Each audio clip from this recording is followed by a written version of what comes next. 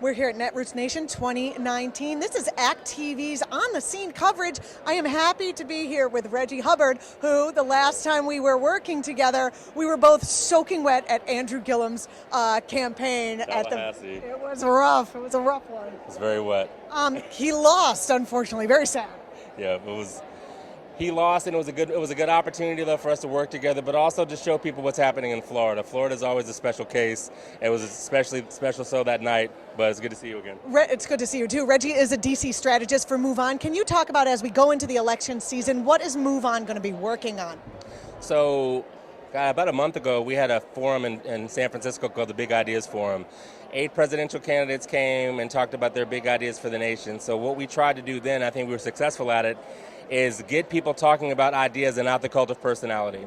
So having candidates talk about what their vision is, I mean, because we live in a time now where the current president, his only vision is how many retweets and all these other things he gets. No shade to Twitter, but he only talks about that in the context of his self-aggrandizement. We want our candidates to talk about what makes us motivated, what gets the grassroots engaged. So we will continue to have a role in keeping the ideas centered in the presidential process and not just the cult of personality and the horse race in the polls. We do have so many people running right now that I would assume that MoveOn is going to get behind whomever the Democratic candidate is against Trump. But in the beginning, how does MoveOn as an organization decide where to throw their weight? Right. So the short answer is we will be fair, not neutral. I mean, there are certain candidates in the race that we aren't necessarily aligned with philosophically. However, having said that, we had the full range in San Francisco. We had, I think it was Beto O'Rourke, Bernie Sanders, Elizabeth Warren, Kamala Harris, Kirsten Gillibrand, Amy Klobuchar, and I'm forgetting some, Julian Castro.